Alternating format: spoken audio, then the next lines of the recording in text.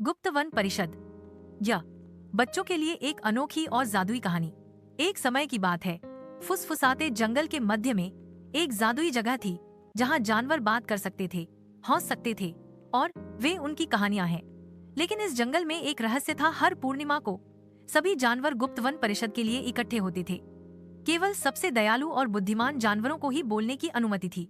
एक धूप वाली सुबह एक छोटी गिलहरी जिसका नाम टिप्पी था, पेड़ों पर ऊपर और नीचे दौड़ रही थी। वह तेज थी लेकिन बहुत जिज्ञासु भी थी। वह हमेशा हर चीज के बारे में सब कुछ जानना चाहती थी।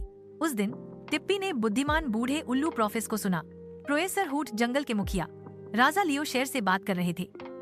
जंगल परिषद कल रात को मिलती है, प्रोफेसर हूट ने कहा। केवल सबसे बहादुर को ही उपस्थित होना चाहिए, राजा लियो गर्जा। टिप्पी की आंखें चमक उठी। मैं चाहता हूँ, चलो, मैं जाना चाहता हूँ, उसने चिल्लाया। लेकिन किसी ने उस पर ध्यान नहीं दिया। इसलिए टिप्पी ने एक योजना बनाई। वह परिषद में चुपके से घुस जाएगा और साबित करेगा कि एक छोटा सा गिलहरी भी महत्वपूर्ण हो सकता है। उस रात टिप्पी ने पैक किया, कुछ बलूत के फल, एक पत्ता लबादे के रूप में पहना और चांदनी में गहरे जंगल में चला गया। वह झाड़ियों के पीछे पैरों के अंगूठे पर चला, सो रहे कछुओं के ऊपर कूदा और अंत में बाह खोखला पेड़ गुप्त बैठक तक पहुंच गया। जी स्पॉट अंदर। यह जादुई था। चमकदार मशरूम ने कमरे को रोशन किया हुआ था। पक्षी सबसे ऊंची शाखाओं पर बैठे थे, खरगोश छोटी कुर्सियों पर और ऊदबिलाव लक्की की नोटबुक के साथ। केंद्र में राजा लियो खड़ा था, पहने हुए बेल और फूलों से बना मुकुट। आज रात उसने शुरुआत की। हमें एक बड़ी समस्या का समाधान करना होगा।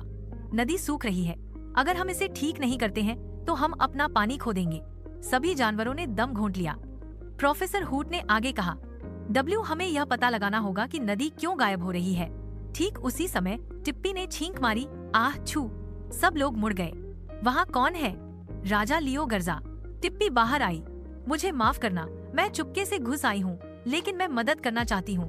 कृपया मुझे कोशिश करने दो। कुछ जानवर हंसे। तुम तो बस एक गिलहरी हो, एक क्रोधी बेजर ने कहा। लेकिन राजा लियो ने अपना पंजा उठाया। उसे बोलने दो। टिप्पी ने झुकाया। मैंने कल कुछ अजीब देखा। एक बड़ा लट्ठा है, धारा के ऊपर फंस गया। शायद यह पानी को रोक रहा है। सब चुप हो गए। आइए इसे जांचते हैं, राजा लियो ने कहा।